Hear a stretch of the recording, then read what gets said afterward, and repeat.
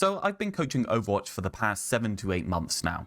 And clearly if somebody was going to identify a problem in the game over the past 5 years, it's been the tank role. It universally confuses new players more than both the DPS or healer roles, and Blizzard has clearly been struggling with both the design space perspective of trying to release new heroes into the role and the desirability of the role since the game's release. Unless the Blizzard management structure has completely burned down the last 2 months or so, we're still going to 5v5. But I think there's way too much beauty in the 6v6 format and the tanking duos you can actually play with to let the format die without a proper Swansong. So here it is. All synergies, why they work, what's good and what's bad, and most importantly, a proper landscape picture of the total design space still available for Overwatch in terms of releasing new heroes into the 6v6 format. You could call this quite simply a love note for Overwatch 1 and the 6v6 in general. Now, at its core, Overwatch fundamentally is a game about timing and angles. It's a game about systematically fighting for positions which allow you to find a faster or stronger solution to the current game state. Solutions can be anything that presents your team a possible way to win the engagement. We don't use the term win condition anymore because for the most part we understand that Overwatch is a bit of a messy game, and when ultimates and abilities start flying, sometimes things go a little bit wrong. Solutions can be a positional based advantage, an ultimate, a dive, a rotation, or even just a call out such as just grab their Winston when he jumps in and we're going to kill the monkey. Anything which gives your team something to each contribute to and work around. Now, I want to be clear here, I do not care about balance. I care about design space and synergy and not which character is good this week or good this month, and that's how I'm going to be categorizing things. There's a lot of middle of the road compositions in Overwatch, and it's quite easy for each one of these comps to be bumped into popularity or actually being good just by some weird balance change, hero bans, or some kind of like out of game factors such as people just playing the hero more. So instead of organizing the design space by what currently works at the moment, I'll be representing the design space, which is the available designing area for new and current heroes, by what is able to synergize in a MOBA/shooter game with 2 tanking heroes. So here's the full Overwatch tanking design space in its full glory. Initiators, or what some have referred to as main tanks, are characters which excel at the nebulous term of controlling space. They use pressure cycles within their kit to firstly move the opponents from advantageous positions, and secondly to give their team safe windows of time to move through dangerous areas of the map. For an example of a pressure cycle, a Winston jumping in with his personal bubble exerts more pressure on the enemy team based on the amount of people he's cleaving. The more people Winston threatens to kill with his jump, the more pressure is exerted on the enemy team, because the enemy team will have to devote more resources and more basic attention to stopping him. After this jump attempt, Winston has a cooldown period where he does very little in terms of pressure to the enemy team until his health, jump, and bubble are back up and he can do it again. This tanking category is defined by the fact that these pressure cycles can be amplified by having more resources pumped into the tank applying the pressure, in particular by the other tanking partner. Winston having a Zarya bubble or defense matrix on him as he does his pressure cycle not only increases the total duration that he can stay in and therefore the total pressure output in that way, but it increases his peak pressure by allowing him to go deeper and cleave more enemies. Since I'm defining these initiating tanks by the fact that having these extra resources pumped into them by the off tank not only increases the length of their pressure cycle, but also the peak pressure output of the cycle, I consider Reinhardt, Winston, and Bull to be the only characters in this category. The interesting thing about this category is, especially on defense where you start with a positional based advantage most of the time, taking space away from the enemy team and therefore having strong initiating tools isn't particularly necessary. Now, I've already made it complicated enough, but for the other categories we're going to need a little bit of a distinction here. There's been more than a lot of confusion about what the off-tank role should be in this game. Sigma is really the prime example of this, given that he was really in flux for about about a year till people actually realized where he was meant to go. And I really think the issue is that high-level players have tended to simply define off-tank and main tank in opposition to each other, because there's 2 players on each of the high-level teams, and one of them is going to be playing one and one the other, and they just base it off the compositional choices. But I'd argue that instead of this, we should be thinking about actual hero combinations in terms of a synergy or design point of view, instead of what hero pool are you going to be playing when you get to contenders point of view, is much more stable, especially against the waves of balance Blizzard throws at us and other things such as hero bans. So we'll be making a distinction here. What I'll define as poke enabling off tanks are tanks which route the DPS into a place and have resources other than damage that allows the DPS to not be killed in the zone. These poke enabling off tanks are Orisa and Sigma. Though these 2 tanks can absolutely take space in a straight line kind of down main, they don't enjoy doing this. What they'd rather do is pull themselves wide and route the DPS in a strong sightline that allows them to cut off a portion of where the enemy can stand. Me calling Orisa a poke enabling off tank is going to be one of the main controversial things I say in this video. The pros play her in the main tank role. Blizzard and the community has always thought of her in the main tank role, but it really doesn't describe what she does as a character at all. In terms of her role on a team, her normal designation of main tank or initiator has implied to the community that she's always best played on the main angle of a map. And in my personal opinion, this has been a major contributing factor to misunderstandings about the way poke comps should be played as a concept. And as well as confusing people as to how the character should be played on a team, it's also confused people massively in the kind of hero picks that you can have with her as the other tank, and more specifically the type of synergies that she actually pulls with other heroes in order to be a good combination with them, which is the main focus of this video. My affair with Orisa is a little bit long and storied. I know quite a lot of coaches might be losing their crap right now, but trust me, it leads me to cleaner and more cohesive combinations with heroes in the future. The final category is tank enabling off tanks, Zarya and D.Va. These are heroes that can provide a large burst of increased survivability to a singular target on initiation. They can help the DPS and supports by peeling for low health allies, but since their support is bursty instead of more smooth, they can't keep DPS in an angle for an extended period of time.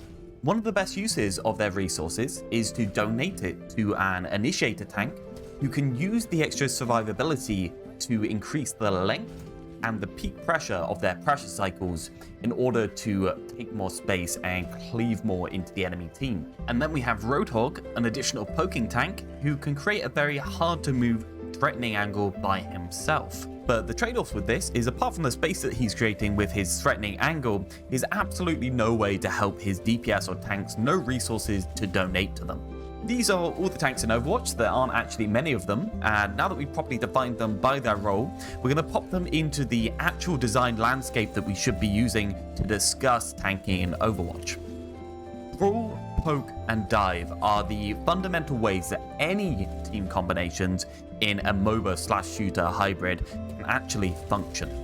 They are fundamental because they represent the general set of solutions that a team will build their compositions around. And I guarantee you, if more heroes are added to the game, they will by necessity fall into these categorizations. The Brawl comps are defined by their short range, the dive comps are defined by their high mobility, and the poking comps are defined by their longer ranges. These two different levers here, range and mobility, really define what is at the core of this game's balance.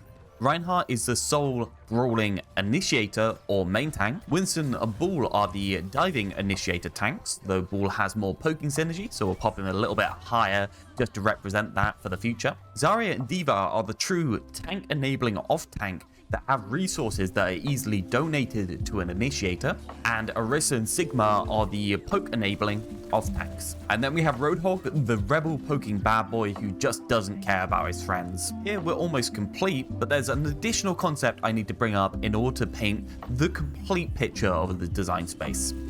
Resources from poke enabling off tanks, which are best used to keep the DPS in an angle, can instead be used to donate to an initiator in a pinch, and resources from a tank enabling off tank which are best used to provide a stronger pressure cycle from an initiator, can be donated to keep DPS in an angle in a pinch. And specifically, they can be used very well to peel when the enemy tank or DPS cycles their pressure into your team. To represent this design space clearly, we could also show a sliding scale between the tank enabling off tanks and the poke enabling off tanks. If we decontextualize the characters to literally strip them of everything but their defensive resources, the poke category could be reorganized as follows, with Zarya being the most bursty main tank supporter or initiator supporter, and Orisa being the most long-term DPS angle supporter. I love this way of looking at the design space so much, because it shows clear room for other heroes, simply based on how favored their resources are towards holding and using a strong DPS sightline, or donating them strongly to a tank that can initiate. There isn't really enough heroes to have a proper sliding scale, but you can see some structure forming here. This is the true lay of the land in terms of tanking design space in Overwatch. Now, the fun and exciting part. Let's piece together the puzzle and show you how the tank combinations work and why I've laid them out like this in the first place. So there's two ways of looking at things here. First off, we're going to define by the solutions the teams are looking for in terms of brawl, dive, and poke.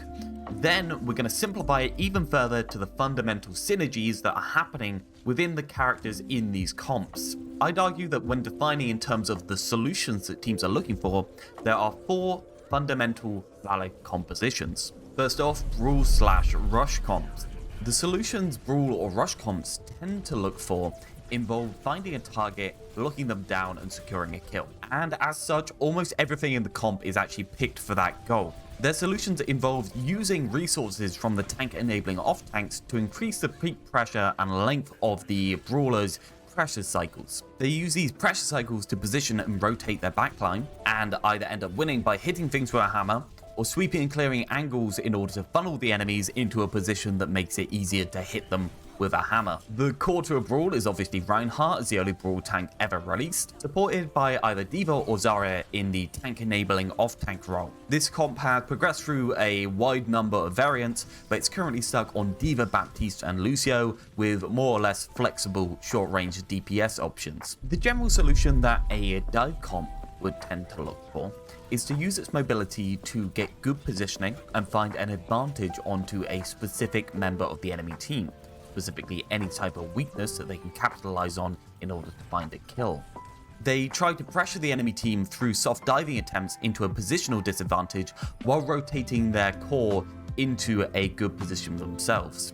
The hard diving attempt, where you commit to what is essentially a full-on brawl without using your mobility to retreat and make sure that you can get out afterwards, is generally made by a snap judgment, such as seeing a low health target, landing an anti, or timing a proper dive with a DPS hero and finding someone low. However, almost all dives are going to be done if you're doing it properly, so that disengagement is always an option. The core of a dive comp is obviously Winston or Bull, with D.Va performing the tank enabling off tank role. The difference between Winston and Bull in this case is that Winston has a stronger pressure cycle when fully supported and great synergy with nano boost, but is incredibly fragile when overextending or lacking support, whereas Bull has softer pressure cycles but more independence and safety. He can also set himself up in any position for a dive attempt, since his speed allows him to literally exist on any portion of the map picking up health packs. So Winston is brittle but stronger, but Bull is softer and spongier.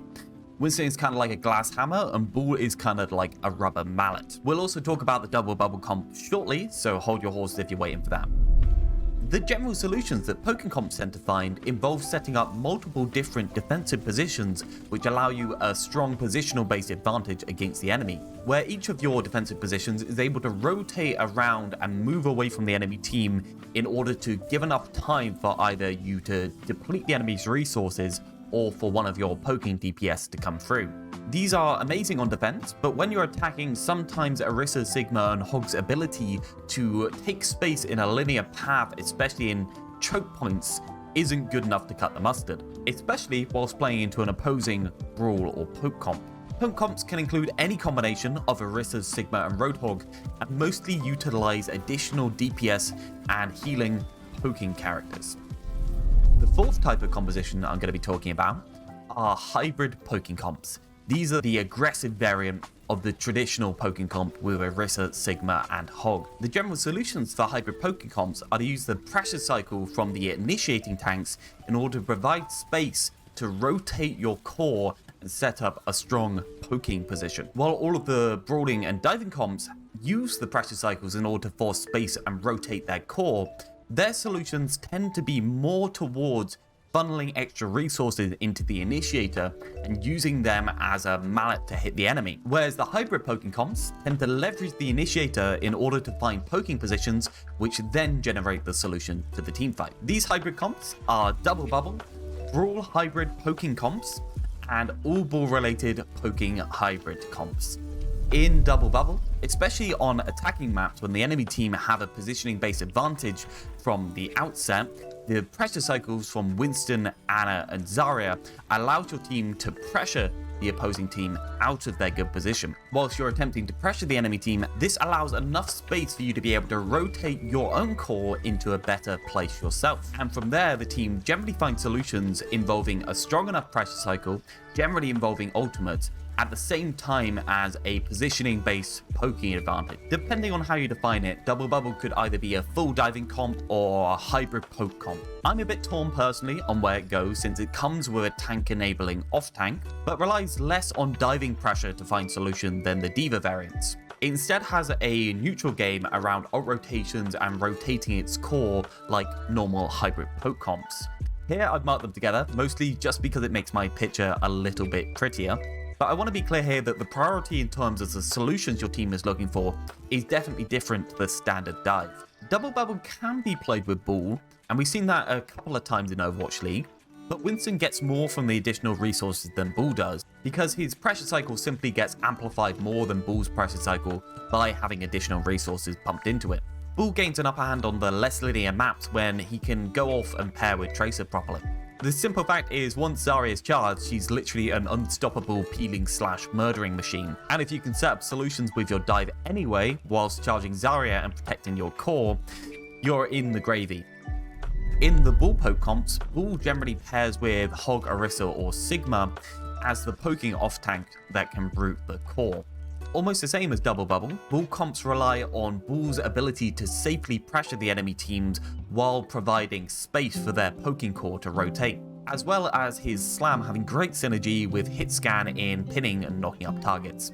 These comps are much worse when played with Winston because he struggles to safely pressure without additional resources being put into him a lot more than Ball does. And finally, last but not least, the Brawl poking hybrid comp. The standard Brawl poke hybrid comp tends to sub in Sigma or Orisa for Zarya or Diva into a standard Brawl comp, with some worse variants putting in Roadhog instead.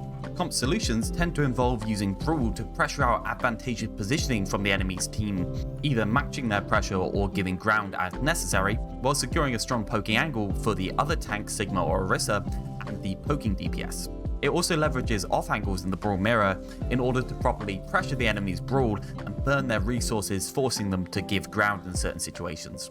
As we discussed earlier, Sigma and Orisa do actually have resources which can be donated to Reinhardt in the normal off-tank sense in order to increase the length and duration of their pressure cycles. But to be clear, the solution that should be looked for here involves setting up a strong off angle with the DPS and not through hitting the enemies with a hammer. Whereas on flatter maps, where the positioning based advantage tends to be around corners and map geometry, the Brawl poking style, which involves the really nice tight off angles, the fast rotation from Sigma and McCree and stuff like that, really shines. So this is the current paradigm of all the comps in Overwatch that have a strong inherent synergy. But as we all know, there's more. Now, some of these comps do work, but I'm going to say right now that most of these comps are based more off of the individual strength of these characters and how good the players are, more so than the actual synergy between these characters. And also, you're going to find a lot of comps here that just don't work at all. So first up here, why don't the poke enabling off tanks tend to work well with the tank enabling off tanks? The simple truth is that if we strip the defensive cooldowns away from the poke enabling off tank and the tank enabling off tanks, the simple truth that they don't operate within melee range makes them poking characters. So surely poking characters, given the proper context, should have some form of synergy, right? So let's go straight back to the scale between them. Poke enabling off-tanks generally don't require extra resources. Even when Orisa is doing a strong pressure cycle with Shield and Fortify, 200 HP is essentially nothing for them for the most part. There is also the fact that these poke enabling off-tanks don't actually cleave in the same way as the initiating tanks do. Sure, you can allow Orisa to stand in a good spot for 3 more seconds by giving her 3 seconds of DM, but she doesn't receive a compounding effect from cleaving more people. What she receives is just additional time in the angle. Because the poke enabling off-tanks generally don't require the resources in this way or don't get as much from it, most of the time when you play poke enabling off-tanks with main tank enabling off-tanks together, you'll be using your main tank enabling abilities and resources more so to peel than to reinforce the main tank's angle. This really does reduce the star power and the really good stuff that you can get out of Zarya and D.Va quite considerably. Comps that are trying to counter the enemy's dive comp love strong peels, so there is some merit there, but against Brawl or Poke teams, you'll find yourself worse off than any other potential picks quite a lot of the time. Hog and Zarya together was one of the comps that was famous for making people absolutely despise their life for a couple of months. That one in particular obviously worked because Hog has a strong pressure cycle with his hook that can be bubbled to get yourself charged. And Zarya, let's be honest, is a strong character regardless of the comp if she has an easy time getting herself that charge. And also the out of game factor, both of these characters already had a strong high pick rate in comp, especially with all the DPS players farming priority passes the moment the system came out, which is when the comp was popular. And secondly, D.Va and Orisa has popped up in Overwatch League recently. With this comp, there's analogies to both Orisa Sigma poking comp and D.Va Rein brawling comp. D.Va's become a reasonable substitute for Sigma in high pressure poking situations because of her incredibly high skill ceiling when played perfectly, especially against brawl comps when running Mei. The fact that she's shorter range, the fact that she's incredibly hard for a brawl team to pin down, and her incredibly high damage output really do help her here. And the simple fact is, what are you going to do on flat brawling playing maps when Lucio's banned so Reinhardt becomes almost an unpickable character and Sigma's also banned? Personally, I think this comp is pretty degenerate and says something about the balance state of the characters. Neither of them are really forced to play in that interesting angles in order to make the comp work, and quite frankly, it just stacks healing and damage until the enemy team can't get to you and just get burnt down first. It definitely seems to remind me of Goats. In terms of pairing the 3 initiators together, they definitely can work reasonably well in certain situations. The Bull/Winston dive is an interesting variant of the D.Va dive comp, and does have some merit in certain situations, although D.Va is just simply, I'd say, strictly better in this regard. The Winston Reinhardt comp is a little bit odd. Some people call it Brawl Cleave, and it's generally just meant to assassinate the enemy's Reinhardt by putting a damn bubble on top of him and stopping all healing until he's dead. The comp is very much kind of like done and done in the first 3 seconds, and it doesn't really work on the inherent synergy within the characters. It just kind of works because, you know what, haha, we assassinate Reinhardt, he dies. We stack healing. It works reasonably. And then you have the Bull Rein comp that has never worked particularly well in general because Bull pushes people away from Rein and Rein wants to be in. It can work if Bull wants to push the enemies into the Reinhardt and enable them to cleave more, but it's not as good as other options in the same vein. These pairings are actually, from a design perspective, some of the hardest to balance in the game, these double initiator comps. And I'm going to say it's probably one of the main reasons that Blizzard claims to have such a hard time balancing new tanks. I'll be looking in depth on how to make more tanks in this design space in another video. So something, sub-bell, etc, etc, etc. You know the drill. I mentioned Winston Poke Hybrid earlier when we talked about Bull Poke. The comp simply doesn't really function unless you have a really good Winston player, since Winston needs so many extra resources in order to not be instantly blown up, and can't act independently like Bull does in order to allow you to rotate and set up a strong poking position. You can kind of imagine the difference between Winston initiating on his own onto Gibraltar high ground as opposed to Bull doing the same, right? If Bull does it, he's going to get out, he's got shields, he can soft engage. If Winston does it, there's quite a lot of teams that will just rush him down and go for the kill instantly, especially if he doesn't have support. And last but not least, double off tank. D.Va and Zarya, they just ain't good together. Zarya doesn't need D.Va's DM. D.Va doesn't need Zarya's bubble. Zarya's pretty good if you can get her full charge regardless, but you know what? They're just not doing anything for each other. They're not supporting the DPS. They're just bad together. Now this, at long last, sums up all of the comps in the game of Overwatch. All new heroes released into the tank role will fill somewhere on the spectrum here. I have full faith that if the new characters released are reasonably balanced between each other, they will form poke comps, brawl comps, dive comps, hybrid poke comps, or complete unplayable garbage. This is why I call this the design space of Overwatch. It really is the complete picture of where you could design new characters into the game.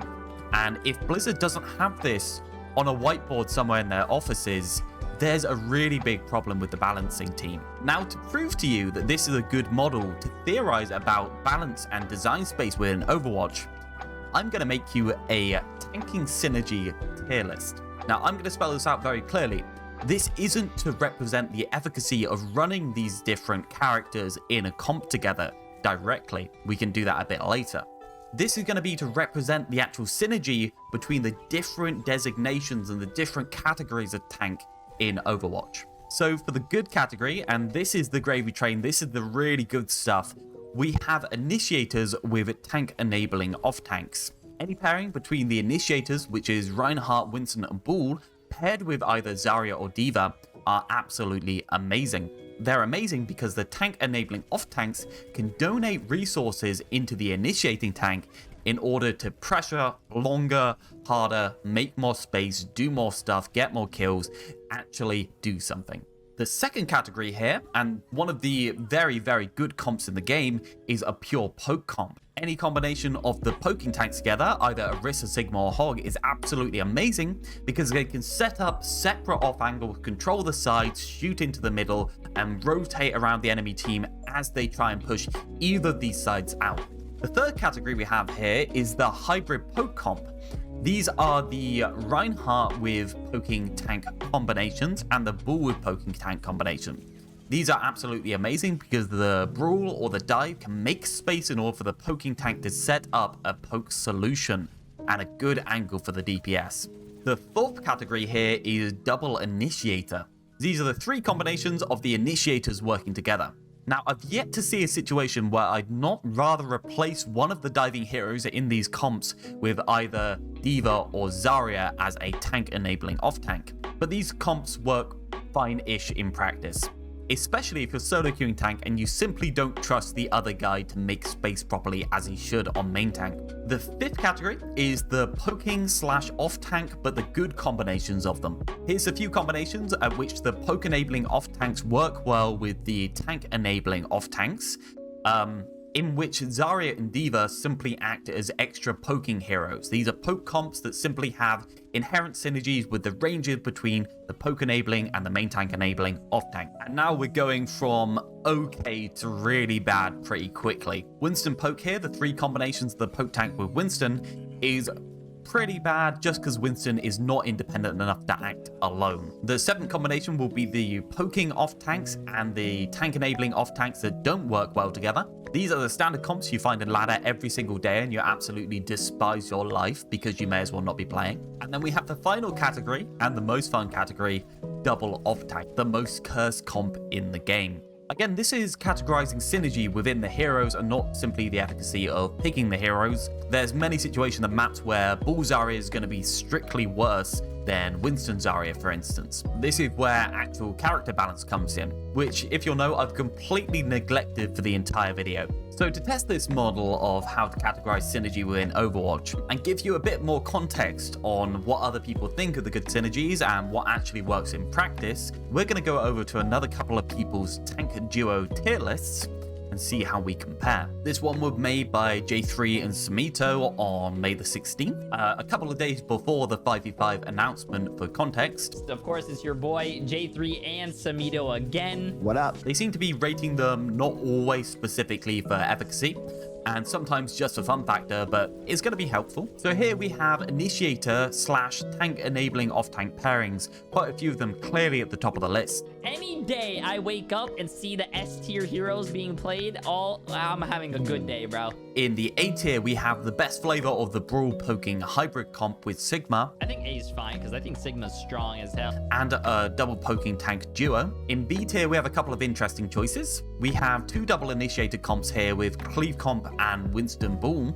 A Rhine hybrid comp with Roadhog rated higher than the Orisa comp I think is a bit off. I love Hog. There's a couple of Bull poke comp duos. Probably B. B, I'm okay with that. I think like a maps like Junkertown, it could be pretty strong. And weirdly enough, Sigma / Zarya, which I don't think I've ever heard of being run. I don't really see that synergy. Like, I don't see Sigma being better than Rhyme with Zarya. I don't see Sigma being better than Monkey with Zarya. I think maybe B, middle of the pack. I don't see it excelling. I don't see it's not a throw pick because Sigma's still a great character, but like I don't see that comp like excelling and dominating the game. Sure. It looks like we didn't get much of an explanation from them apart from a little bit of a meh.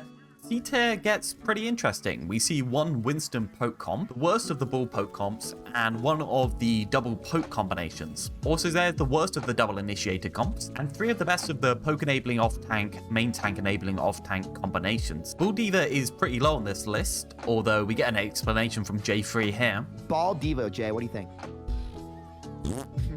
It's just a weird combo of like kind of going off on their own. I don't know. I'm not a big fan now. And finally, we got the worst of the Rhyme poking hybrid comps. In D tier, you got 2 Winston poking comps, 3 of the worst of the poking off tank / tank supporting off tank combinations, and Orisa Sigma, which I'm pretty sure they put there as a meme just because they don't like playing against it. I think they're pretty much. I'm gonna put it in B because I hate it. Double shield was awful. I mean, apart from these guys memeing around here, the models are pretty concrete success. Let's go on to another one. Hey, what's going on, guys? My name is KarQ. KarQ, everyone likes KarQ. Okay, so KarQ's S tier has 4 Initiator tank enabling off-tank combinations. Excellent, just as we wanted.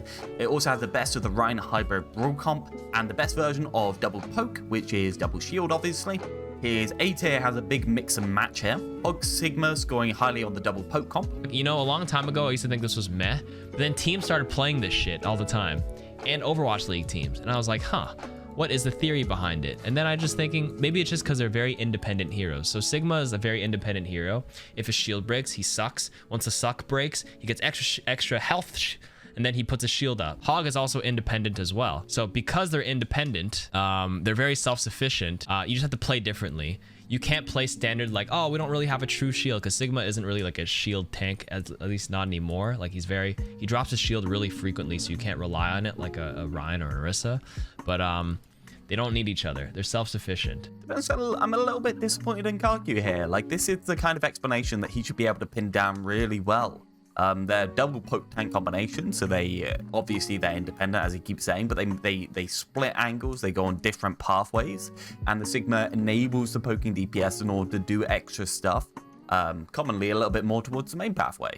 This is kind of the basics of the composition, so it's a bit weird that he didn't pin it. Ooh, Zarya also a little bit higher than I would have expected. Okay, Ball Zarya is actually okay as well, because you can bubble the ball and get energy every time he slams, protect him so he doesn't get CC'd out of his mind. There's Bull Poke with Sigma just here. The Orisa Rhine poking hybrid, and the good old double initiator Winston Bull duo. In B tier, we also have a little bit of a mixed bag.